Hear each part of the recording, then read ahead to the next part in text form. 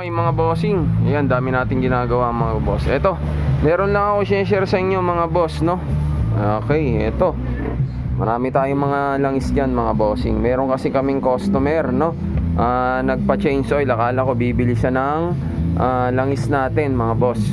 So may dala ng si bossing na na langis, no? Hindi siya bumili sa atin, nagpa-labor lang naman sa atin, pero hindi siya bumili ng langis. Hindi ko alam kung saan siya bumili, or siguro sa Shopee siya bumili o whatever. Tapos ngayon ito yung langis niya mga boss. Tapos ito yung langis natin mga bossing. So yan pa lang tignan mo.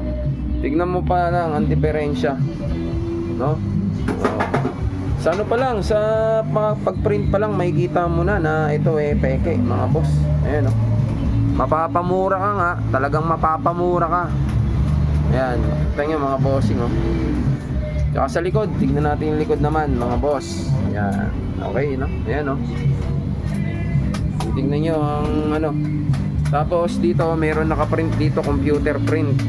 Ayan ito orig to mga boss, nga pala orig to Ito yung fake. Ayan wala siyang naka-computer print diyan mga bossing. Okay?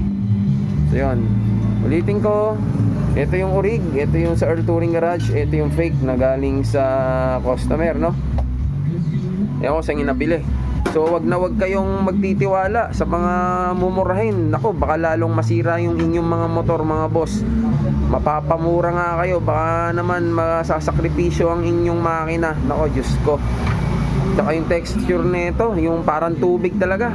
Unlike mo dito sa orig, yan Tignan nyo maigi mga boss, no? Ito yung orig, ito yung fake. Nako po, ewan ko sa inyo, mapapamura kayo talaga. Okay, papakita ko ulit sa inyo mga bossing. Ito, katunayan na tinitinda natin, mapamahal na, pero orig naman. So meron kayong makikita dito na parang kailangan nyong i-open to mga boss. Yung parang yung kailangan nyong balatan para mapatunayan na orig ang inyong mga binibiling produkto na langis, no? Ito sa atin to, orig to mga boss. So subukan natin balatan. Yan. Yun meron siyang mga boss. Yan, meron siyang parang duplicate. Ayun parang sa motor, di ba? Yan. Ito yan original yan. Dito yan sa shop natin mga boss. So meron siyang ganun. Ito. Wala nakalagay mga boss. Wala nakalagay na gano'n na katibayan, katunayan na original. Subukan pa rin natin balatan mga boss, di ba? Ayun tayo magpabalat. Ayun, wala. Ayun mga boss, naku po, Diyos ko. Ako, kawawa naman. Good luck doon sa customer namin na na nagpa-change oil. Ewan ko lang kung kailan tatagal ang makina mo. Ayan mga boss.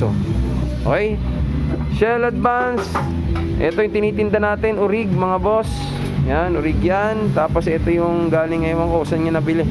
Ayan So aware tayo mga bossing, para sa mga customer natin, sa kapwa motorista natin, maging mapanuri sa mga binibili para sa inyong mga motor, lalo na langis mga boss. So nako, ewan ko, good luck sa makina ni bossing. Ito fake, ito yung orig mga boss. Alright, Earl Touring Garage. Salamat.